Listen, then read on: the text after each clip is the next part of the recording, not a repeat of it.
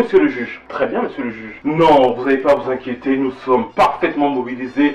Nous avons 12 unités dans chaque maternité des États-Unis, de New York à Santiago. Chaque fois qu'un nouveau Nick sans capote arrive, nous sommes parfaitement au courant. Oui, sans capote. Cannon, monsieur le juge. C'est le nom qu'il leur est donné dans la rue. Et nous avons même une application qui diffuse toute la journée All I Want for Christmas Is You de Mariah Carey afin de repérer les éventuels frères et sœurs de Monroe et Marocco. Oui, justement, en plein mois de janvier. Parce qu'en décembre, tous les bébés bougent la tête quand ils écoutent la chanson. Alors qu'en janvier, février, mars, il n'y a que les potentiels frères et sœurs des enfants de Maria qui réagiront à la chanson. Ah, merci monsieur le juge. Stevie Colombo ne vous décevra pas.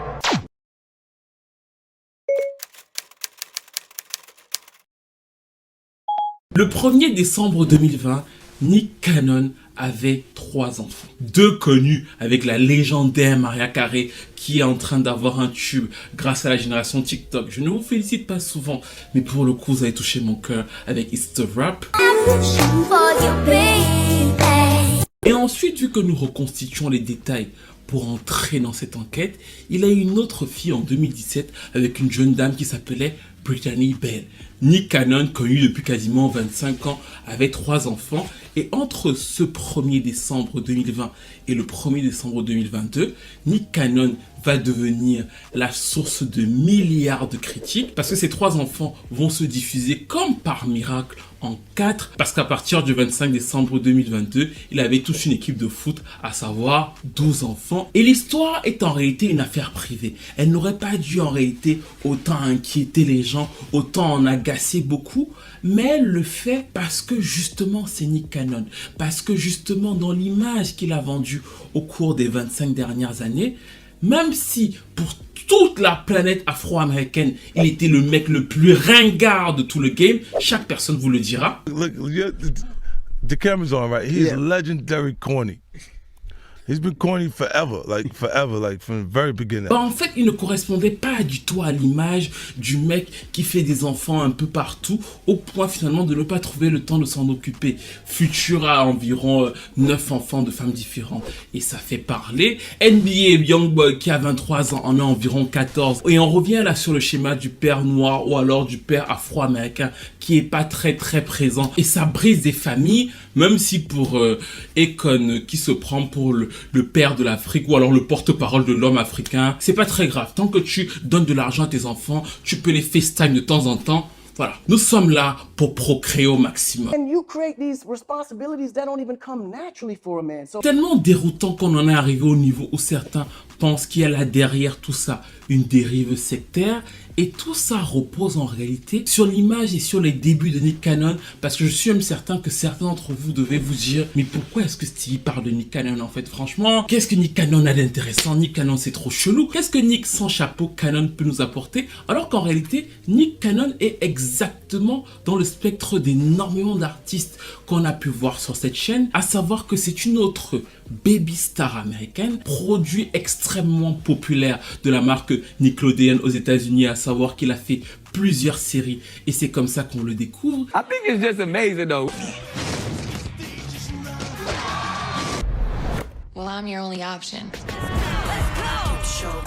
Et surtout, dans le cas précis de Nick Cannon, il y a quelque chose d'intrinsèque au baby star dans le cinéma pour le coup, qui lui colle la peau depuis quasiment 25 ans, à savoir les rôles. Nick Cannon a commencé dans plusieurs shows télé dans la chaîne Nickelodeon, et pour ceux qui s'en souviennent, aussi bien dans All That que dans son caméo chez Kenan and Kel ou même chez Taina, Nick Cannon jouait toujours le gars un peu ringard, pas très à l'aise dans ses baskets, qu'il fallait plus ou moins motiver pour qu'il sorte de son écosystème afin de plaire aux filles, mais le personnage fonctionnait tellement bien que la chaîne s'est dit à un moment qu'il lui fallait le Nick Cannon Show où tout ce personnage-là, du gars de la fac un peu attachant qui était totalement différent de ses camarades, soit retranscrit dans le Nick Cannon Show. C'était la preuve que Nickelodeon à l'époque croyait en lui, lui aussi extrémise son personnage, c'est-à-dire que le show était quand même super ringard, gênant. Tout le monde se met à critiquer le show tout en le regardant, mais dans le même temps, vu que le personnage marche, on le retrouve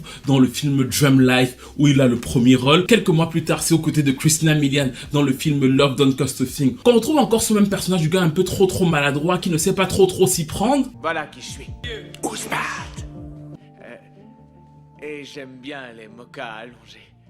Avec de la mousse par-dessus. Et là encore, il va y avoir cette fameuse dichotomie, c'est-à-dire que les gens vont aller voir, donc les films ne sont pas des flops, mais c'est extrêmement critiqué négativement autour de son image. Il devient même l'emblème de ces gars un peu ringards qu'on veut pas trop côtoyer. Bon, chers enquêteurs, chères enquêtrices, vous avez entendu le juge, il nous fait confiance. À quoi ce spectacle que je viens de vous décrire, pendant que vous vous abonnez, que vous likez, que vous commentez, que vous partagez, à quoi ça vous fait penser ces premiers éléments-là? Oui, normalement, on a deux principaux gagnants. La première personne à laquelle vous pensez, parce qu'on en a parlé il y a quelques temps, et que normalement c'est l'icône de ça, c'est Will Smith. Vous vous rappelez que Will Smith, en réalité, lui, commence par le hip-hop, il devient le prince de Bel-Air, et progressivement, il perd cette stricte crédibilité et devient une espèce de personnage qu'on aime bien, mais qui n'est plus du tout rattaché à la culture hip-hop, même s'il en fait toujours partie. C'est d'ailleurs pour ça que quand il croise Nick Cannon en 2000, il se reconnaît directement en lui. Il le voit, il se revoit, il se dit mais c'est moi en fait. Et même si Nick Cannon commence effectivement par la comédie et l'acting, Will Smith va mettre tout son poids pour que Nick Cannon, très tôt dans sa carrière, c'est-à-dire qu'en 2002, il est encore quasiment adolescent, il est producteur de la série de Nick Cannon Show, ce qui veut dire que derrière, il engrange des sous. Il est aussi producteur de son fameux film Drum Life. Ça, Will Smith pousse afin que le gars soit aussi derrière les manettes et qu'il contrôle donc une grosse partie de son œuvre. Et dans le même temps, Will va aussi l'aider à réaliser son principal rêve depuis quelques années. Il rappe.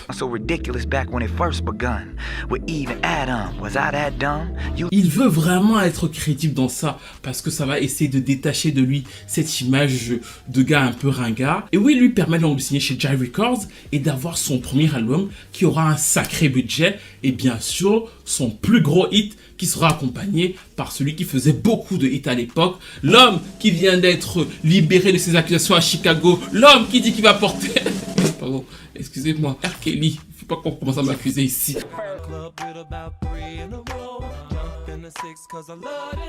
Gigolo appuyé par Robert qui avait encore la latitude de voir la lumière du jour comme il le voulait à l'époque, va donner quand même un petit souffle d'existence à cette carrière musicale que Nick Cannon voulait pour le confirmer comme plus que ce qu'il n'était, plus que ce qu'il ne représentait dans la rue. Parce que les filles le trouvent plutôt mignon, ses histoires d'amour intéressent un peu parce que après le film Love Don't Cost a Thing, il est en couple avec Christina Milian, après il est en couple avec Kim Kardashian, il fait des apparitions dans le Dave Chappelle Show. Who? Who's Nick Cannon? Daddy, Nick Cannon's hilarious. Man, you, son. Mais toujours, il y a une gêne avec Nick Cannon en fait. C'est-à-dire que les personnages qu'il a incarnés restent quelque chose qui continue à dépasser dans sa vie réelle et dans sa vie d'adulte la personne qu'il devient. C'est là qu'il a l'idée de combiner les deux et de faire donc un show qui va devenir une sorte et de faire donc un show qui va devenir une sorte d'institution aux États-Unis. C'est le fameux show Wild and Out. Yo, welcome back to a classic episode of Wild 'N Out. We got the baby in the building. Où les comédiens viennent faire des espèces de battles de vannes. Et dans ce show-là, Nick est à la fois le présentateur et à la fois le producteur. C'est-à-dire que il prend beaucoup d'argent financièrement, c'est lui qui présente et non seulement l'émission va cartonner, mais elle va permettre à énormément de comédiens qu'on connaît tous très bien d'avoir une grosse audience en fait. Les Cat Williams, DC Young Fly, Pete Davidson vont tous avoir leur big break en passant exactement dans cette fameuse émission.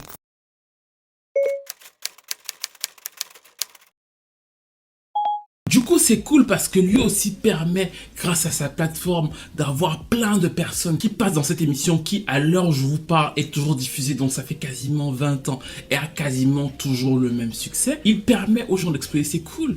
Mais il y a quand même toujours ce truc de se dire, il n'est pas le main character du show, c'est-à-dire qu'il reste toujours le gars un peu ringard, un peu chelou, parce que ce n'est pas le plus drôle en fait. Les autres sont quand même plus drôles, plus charismatiques, deviendront plus iconiques, et lui finalement continue de garder ce spectre du gars qui était dans Nickelodeon, qui a pas vraiment les atouts pour s'en sortir dans le game, surtout dans un game beaucoup plus hip-hop, alors qu'en réalité, c'est faux. Cette image-là a toujours été fausse. Nick Cannon, c'est le fils d'un ancien patron de gang qu'il a eu extrêmement jeune, les Bloods. Et pendant l'enfance de Nick Cannon, son père faisait fréquemment des allers-retours entre la prison et la maison parce que c'était extrêmement chaud. Il ne lésignait pas sur les différents CRIEM à commettre. Donc son fils aurait tout à fait pu, entre parenthèses, mal tourner ou alors revendiquer totalement cet héritage de la rue. Le fait qu'il ne le fasse pas vient du fait que son père sort de prison et trouve la voie du Seigneur. Il devient pasteur, il fait pas mal d'apparitions à la télé et c'est comme ça que Nick tape dans l'œil de plusieurs producteurs parce qu'on le voit danser et chanter derrière son père lorsque son père vient faire les louanges du Seigneur à la télévision. Mais sur le spectre même de tous les autres acteurs et chanteurs américains qu'on a vus, on a encore une fois là un gamin de la rue affilié au spectre de la religion qui réussit à s'introduire dans l'industrie américaine en fait. Ce n'est pas du tout un gars de bonne famille qui arrive et c'est cette perception là que Nick va traîner toute sa vie jusqu'au jour où il va y avoir la bouffée d'air frais, à savoir le fameux mariage avec Mariah Carey qui était un peu la signification que bon, c'est vrai qu'il est chelou, mais il a épousé le trésor du game. Donc, on l'aime pas trop, mais bon, on le respecte un peu plus. Finalement, le gars ringard, là, a gagné dans la vraie vie. Si le mariage avec Mariah Carey est plutôt cool au début et ravive ou alors dépoussière un peu son image, le paradoxe, c'est que, bien sûr, c'est un power couple et ce genre de choses, mais dans les faits, il n'en avait pas besoin pour être un exemple de réussite. Il était déjà et largement plus que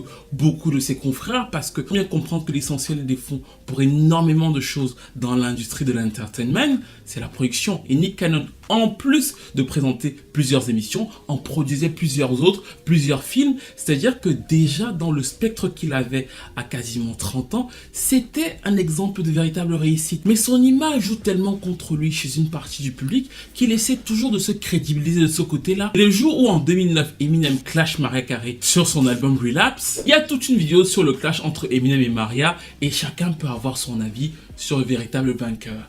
Mais la chose sur laquelle nous tous là, on peut s'accorder, c'est le fait que Nick Cannon a perdu. Parce que la seule personne qui répond et qui se clash plus ou moins avec Eminem, c'est Mariah. Nick Cannon s'échauffe là tout seul. Eminem ne le calcule pas alors qu'il l'insulte aussi. Et finalement, il n'arrive pas à défendre comme il le prétendait et comme il voulait le dire, sa propre femme. C'est-à-dire que ça reste dans ce personnage un peu léger, pas très profond. Et c'est d'ailleurs pour ça qu'à partir de 2011, quand il commence à faire des déclarations en disant que oui, moi je suis raciste, je pense que les gens de ma couleur sont supérieurs aux autres races dans certaines choses. Ce genre de propos, pour des acteurs mainstream, ça peut faire énormément de mal. Vous le savez. Sauf que à ce moment précis, quand il commence à les faire en 2011-2012, non seulement, bon, c'est Nick Cannon, on ne le prend pas trop au sérieux, mais en plus, quand on essaie de pousser un peu plus, il y a quand même ce petit côté corny, parce qu'il te dit, oui, parce que la première chose dans laquelle je pense qu'on est vraiment meilleur, c'est faire des bébés. Même le plus gros raciste sur Terre pense pareil. That I believe my race is superior at.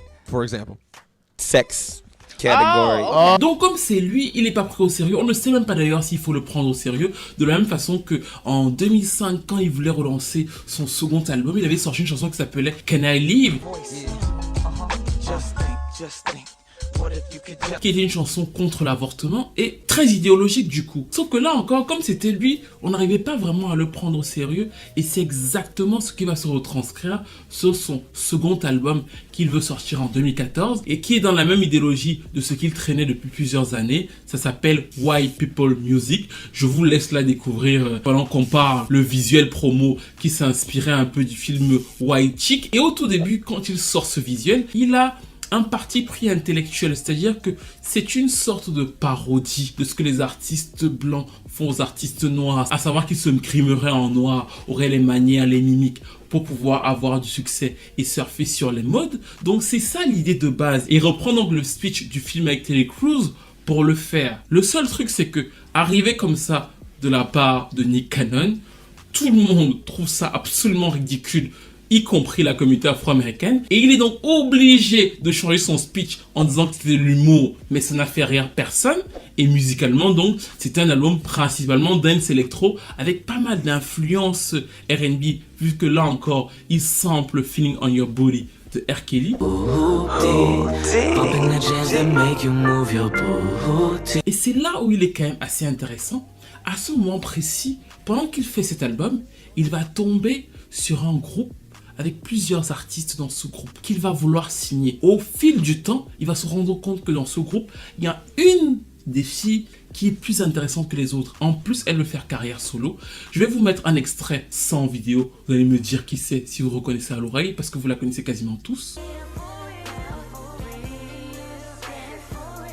Est-ce que vous avez trouvé? Je vous laisse encore une fois commenter, vous abonner, ce genre de choses. Parce qu'effectivement, c'est Nick Cannon qui donne sa chance à Kehlani. L'album est un échec absolument abyssal, disque d'arachide, de pâte à crêpes. Il n'y a personne pour comprendre cette espèce d'album où on va aller se grimer en blanc pour pouvoir se moquer du fait qu'ils auraient fait comme une femme. Bref, lui-même au milieu de la promo finit par abandonner et à changer son propre discours. Donc en fait, c'est un échec. Mais il y a chez Nick Cannon ce truc où il travaille, il est présentateur American Got Talent, il réussit toujours à avoir pas mal de deals. Et justement, grâce à ces plateformes, à plusieurs reprises dans sa carrière, on voit qu'il arrive à pousser d'autres artistes, à les faire émerger. Et ça, c'est plus ou moins le respect qu'on lui donne, le mec qui a quand même réussi, qui travaille et qui fait en sorte qu'on ne lui tape pas trop dessus, malgré ses diverses errances, malgré le fait que quasiment tous les ans, à partir de 2012 jusqu'à son divorce avec Mariah Carey en 2016, il continue à parler d'Eminem alors que Eminem ne s'intéresse absolument pas à lui. Et qu'il a ce truc qui le parcourt jusqu'au bout, de vouloir toujours se crédibiliser par la musique. Il va enchaîner les mixtapes en 2015-2016, ça ne va pas marcher. En 2019, il va revenir à la mixtape en se disant que bon, l'histoire d'Eminem là, même si j'ai divorcé de Mariah Carey, même si Eminem ne pense plus à moi, il faut quand même que je lui réponde. Et il va enchaîner plusieurs diss tracks. Pas une, pas deux, mais 3 diss tracks sur Eminem.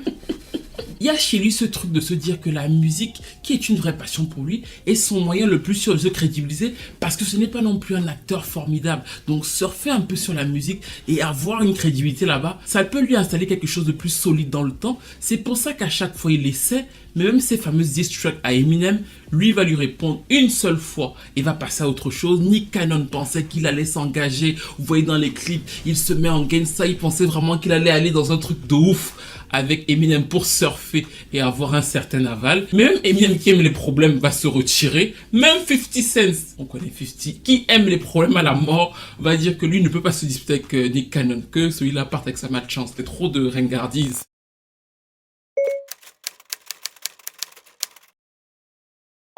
Et pourtant, le modèle de Nick Cannon va quand même devenir sérieux le jour où il va aller un peu plus loin dans une interview qui va faire polémique en 2020. Ce jour-là, lors d'un podcast avec un ancien membre de Public Enemy qui avait été accusé d'antisémitisme, il va tenir plusieurs propos allant dans ce sens-là, allant jusqu'à dire que les gens de sa couleur de peau étaient en réalité les vrais êtres humains et que tous les autres étaient une sorte de dégénérescence des gens de sa couleur de peau et qu'encore une fois, les gens de sa couleur de peau étaient les vrais GUIF. What we had, and when I say we, I speak of the melanated people. Right. They had to be savages. They had to be barbaric. Une Kanye avant une Kanye. Bien évidemment, toutes les chaînes avec lesquelles il travaille sont extrêmement fâchées, extrêmement choquées. Viacom notamment décide de lui couper l'antenne et au début, il fait un post en disant Viacom est du mauvais côté de l'histoire. Et là, tout le monde se dit qu'est-ce qui se passe avec Nick Cannon en fait. Donc en fait, les discours qu'il tient là, il y a une sorte de fond depuis le début. Donc en fait, tout le monde va voir ce qui va se passer parce qu'il muscle son bras dans les premières heures de l'affaire. Il dit carrément que les chaînes sont du mauvais côté de l'histoire et 2 jours après, Nick Cannon va faire le tour de tous les médias américains pour dire que il n'était pas éduqué, qu'il n'avait pas compris ce qu'il disait et il va même recevoir un rabbin dans son émission, dans la même émission, qui va lui apprendre à ne plus dire ce genre de choses. Attention, je sais que c'est un sujet sensible pour beaucoup de personnes, je comprends, mais ce n'est pas le fond qui me fait rire. Mais c'est le changement en moins de 2 jours qui était extrêmement drôle, afin de bien sûr préserver ses contrats. Ce qu'il va faire, Viacom va renouveler juste après la leçon qui était donnée. You can't be anti-Semitic when the Semitic, when we are the Semitic people, when we are the same. C'est donc à ce moment-là que Nick Cannon va avoir envie de repeupler la planète. Alors dans un sens, on peut le comprendre. En 2012, il avait déjà échappé à une sorte de mort physique. Il avait découvert qu'il était atteint du lupus, ce qui avait été extrêmement, et qu'il l'est toujours, dur pour lui. Et en 2020, il risque la fin de sa carrière, de tout ce qu'il avait construit. Donc il échappe à plus ou moins la mort de foi. On peut se dire que c'est normal qu'il ait envie de commencer à accélérer sa présence ou alors sa structure sur Terre. Le truc qui perturbe les gens, c'est que c'est quelqu'un qui est connu depuis quasiment 20 ans et qui globalement avait toujours eu des enfants dans des relations plutôt construites. C'est-à-dire que les 2 premiers avec Mariah Carey. En 2017, il en a un autre avec Brittany Bell. Le 2 décembre 2020, justement, il en a un 4e avec la même Brittany Bell. Mais tout change à partir de la succession. Le 14 juin 2021, il en a un avec une qui s'appelle Abila Rose. 10 jours après, il en a un autre avec une qui s'appelle Alyssa Scott. Puis ce sera une autre qui s'appelle Brie Chiesi. Une autre encore qui s'appelle Lanisha Cole. Après, il va reavoir un autre enfant avec Brittany Bell. Bref, en fait, dans l'écosystème de Nick Cannon, il se trouve qu'à la fin, il a 12 enfants. Donc en plus, un qui est décédé malheureusement, ce qui a été tragique d'ailleurs. Tout ça là est bien sûr totalement amplifié par les réseaux sociaux, parce que à peine une des mères a accouché qu'une autre accouche, à peine une des mères est enceinte qu'une autre annonce aussi qu'elle est enceinte. Donc elle raconte absolument tout sur les réseaux, c'est télévisé et ça crée donc cette espèce de soap opéra où les gens sont impliqués et s'interrogent tout le temps sur le pourquoi du comment, y compris ces femmes-là font ça en fait. Est-ce que c'est juste parce qu'il est sexy, beau gosse, comme il essaie maintenant de le vendre? Parce que Nick a une obsession avec le fait de se dire que bon, dès que, voilà, on parle un peu de moi, je sors de la musique, il vient de sortir un album justement où il est mis en scène. Il a fait venir Chris Brown, Brandy, Jack Chris, K. Michel. Donc du coup, quand même des gros noms du R&B pour ce truc qui s'appelle justement The Explicit Tape, Raw R&B, pour montrer que bon, je suis sans capote. Raw R&B et j'en suis fier. On voit le côté très corny, gênant de la chose, mais il essaie encore de surfer sur ce truc-là. L'album est sorti et il est passé totalement inaperçu parce que bon, clairement son marketing manque toujours énormément de finesse.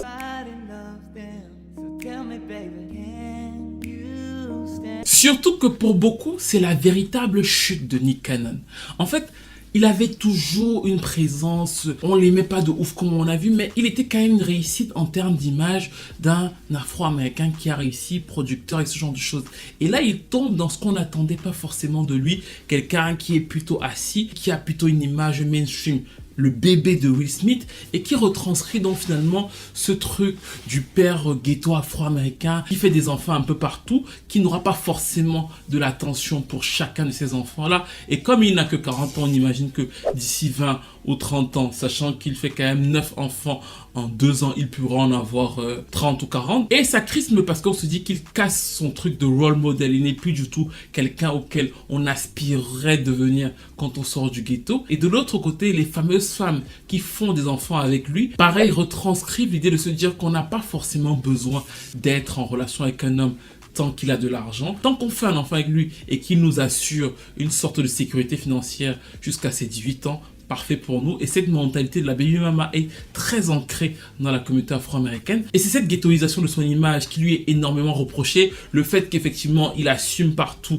de ne pas mettre le capote qui pourrait être dangereux pour des jeunes. Donc en fait, tout ça la joue en sa défaveur en termes d'image. Et c'est pour ça qu'on va jusqu'à la fameuse dérive sectaire. Beaucoup pensent qu'en réalité, quelqu'un qui a su se contrôler pendant 20 ans, 25 ans, qui n'a pas eu d'enfant avec n'importe qui et qui commence à avoir des enfants comme ça, forcément est dans un spectre un peu chelou. Alors moi, je pense que on ne peut pas conditionner les gens à être des role models. C'est-à-dire que à la fin de la journée, chacun vit sa vie exactement comme il l'entend. Nick Cannon a envie apparemment de faire beaucoup d'enfants. C'est son droit le plus absolu et je pense d'ailleurs que c'est à respecter. En revanche, le fait de respecter son choix sans l'injurier ou quoi que ce soit ouvre, et je trouve ça là pour le coup sain, la conversation sur les enfants qui grandissent souvent sans père ou sans figure paternelle. Ça fait légion aux États-Unis. C'est un drame absolu et énormément de rappeurs et d'ailleurs de chanteuses qu'on connaît ont toujours des traumas par rapport à ça en fait. C'est-à-dire que des foyers brisés, parfois même des vies brisées, et c'est donc essentiel de le mettre en exergue parce que même si Nick Cannon pour le moment pense avoir l'impression de pouvoir tout gérer, il y aura forcément dans ce genre d'écosystème des frustrations. Les fameuses baby mamas qui pour le moment sont très à l'aise parce qu'il a encore de très gros revenus dont chacune d'entre elles a une grosse portion. Quand ça va commencer à diminuer, les problèmes que ça va engendrer seront complètement insolubles. Mais là encore, c'est son choix, mais peut-être beaucoup plus difficile pour les enfants qui n'ont pas toujours choisi d'entrer dans cet écosystème-là. Et pour le coup, tout en respectant le choix de Nick, je trouve ça sain que les gens puissent ouvrir cette conversation-là sur les baby mamas. Et pour beaucoup d'entre elles qui sont absolument prêtes à tout pour l'argent, encouragées par les messages de plusieurs rappeuses là, les tout encore City Girls qui gagnent des millions et qui expliquent qu'elles ne peuvent rien s'acheter, c'est un homme qui doit tout faire pour elles. Cette mentalité-là, je trouve ça très sain qu'elle soit critiquée, comme exactement la mentalité que Akon et Nick Cannon partagent en disant qu'un enfant n'a besoin que d'argent et ce genre de choses. Tant qu'on peut s'occuper de lui et même si on est très loin et qu'on lui parle par FaceTime,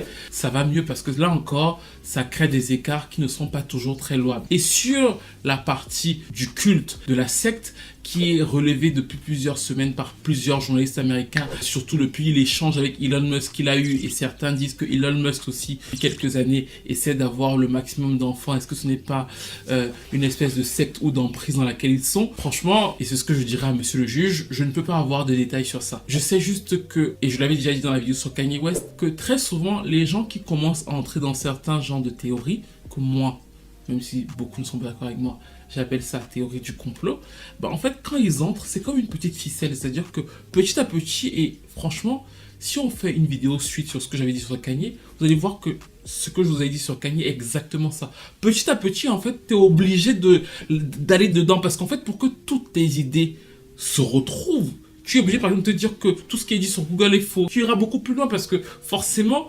l'écosystème doit s'enfermer. Et je pense que Nick Cannon est beaucoup moins lisse qu'il ne laissait paraître, c'est-à-dire que depuis quelques temps il traîne une idéologie, mais il n'arrive pas à le montrer parce que personne ne le prend au sérieux. Donc voilà, White People Party, machin, l'avortement et tout. Tout ça là n'arrive pas à être totalement mis en exergue. Et je pense que même dans cette histoire d'enfant, même si ce n'est pas une secte, il y a un zeste idéologique qui ne peut peut-être pas assumer parce qu'il n'a pas l'image pour, mais ça m'avait frappé le jour où, je sais plus, une des filles est née et j'étais sur un site américain, sur Instagram, je descendais et je vois le nom, ça s'appelait Powerful Queen, Reine Puissante. Je trouve ça un peu bizarre. Enfin, les noms des enfants des artistes américains sont toujours bizarres, on est d'accord. Mais du coup, ça m'a donné envie de regarder les noms des autres. Du coup, je suis allé. Les noms de ces enfants, de tous ces enfants là, bon, les deux premiers avec Maria, c'est Marocco et Monroe. Bon, voilà, c'est des noms, voilà. Mais tous les autres enfants ont des noms de choses qui vont à la guerre. Du coup, on a Reine Puissante, Flèche Dorée, Golden Second, Rise Messia, Lève-toi Messie, Beautiful Zeppelin, Beau Zeppelin, Onyx Ice, la pierre de l'Onyx, Legendary Love, Amour légendaire. Le seul nom qu'on peut trouver plus ou moins commun, c'est le Legendary Love, Amour légendaire. Mais autrement, en fait, les enfants ont à chaque fois des noms d'armes ou alors de trucs, de planètes un peu lunaires qui vont aller se battre. Alors peut-être que c'est un choix, un kiff qu'il a, mais peut-être aussi qu'effectivement derrière il y a tout un spectre idéologique que certains disent s'être développé chez plusieurs personnes, chez plusieurs groupuscules depuis le Covid, ce qui concorderait avec la naissance des enfants. Est-ce que c'est vrai? Est-ce que c'est faux? Je vais vous laisser me donner votre avis maintenant que nous arrivons à la fin de cette vidéo. Dites-moi ce que vous pensez de Nick Cannon, de cette carrière, de cette recherche de crédibilité, malgré le fait que derrière tout ça, le gars a quand même un bagou, il a été producteur de plusieurs shows, il a quand même une carrière très réussie. Est-ce que vous l'avez toujours trouvé gênant? Est-ce qu'il vous mettait un peu mal à l'aise? Parce qu'au-delà du personnage, il y a quand même aussi ce côté gênant, même si bizarrement, c'est quelqu'un de très brillant et de très méticuleux dans sa manière de gérer ses contrats. C'est qui lui a permis de faire en sorte que beaucoup derrière lui ont pu avoir leur place dans l'industrie. Dites-moi comment vous avez vu son mariage avec Mariah Carey, ses clashs avec Eminem et effectivement cette envie qu'il a toujours de se crédibiliser dans la musique. Est-ce que pour vous c'est quelqu'un de talentueux? Est-ce que pour vous il ne l'est pas du tout? Et sur cette transition avec l'histoire des baby mamas, est-ce qu'il vous a déçu? Est-ce que vous êtes choqué? Est-ce que vous n'êtes pas intéressé? Qu'est-ce que vous retranscrit toute cette histoire en fait? 9 enfants en 2 ans. Est-ce qu'on devrait le laisser tranquille et vivre sa vie? Est-ce que ça devrait interroger sur la situation des Afro-Américains et le fait que les pères soient très souvent absents? Est-ce que ça devrait aussi interroger sur les fameuses baby mamas qui, elles, font des enfants sachant que le père n'est pas forcément un père présent ou alors qu'il a plusieurs autres femmes dehors? Est-ce que c'est gênant ou alors est-ce que c'est juste la stricte polygamie? Donnez-moi ce que vous en pensez. Est-ce que vous avez écouté son dernier album Raw & B pour signifier que lui ne porte pas de capote? Et qu'est-ce que vous pensez justement de ce genre d'image qu'il renvoie? Est-ce que pour vous, bon, c'est son truc ou alors est-ce qu'il devrait quand même faire attention au vu de la situation de beaucoup d'Afro-Américains? Je vous ai dit exactement ce que je pense pour la situation de ces enfants-là. Moi, je suis pas dans le jugement il fait ce qu'il veut, il peut en avoir 40. Mais je pense qu'il n'y a pas que le fait d'être amoureux et de voir des guili partout en fait. Je pense que derrière tout ça, il y a toute une lignée idéologique que moi je ne connais pas forcément parce que je ne suis pas forcément dans ces milieux-là. Mais il y en a parce que 9 enfants en 2 ans et avec leur nom un peu chelou là qui amène à la bataille, ça peut vous sembler totalement tiré par les cheveux, mais Nick Cannon, ça fait quand même très longtemps qu'on le suit. Et j'ai toujours vu comment il cachait cette espèce d'idéologie derrière son humour là. Depuis le Canaille Live avec la chanson anti-avortement, il a toujours eu du mal à totalement assumer ses idées parce que justement, ça ne correspond pas totalement à son personnage. Dites-moi ce que vous en pensez. Si vous avez une chanson préférée de lui, et bien sûr, n'hésitez pas à liker, à commenter, à partager. Et on se retrouve très vite pour une nouvelle vidéo.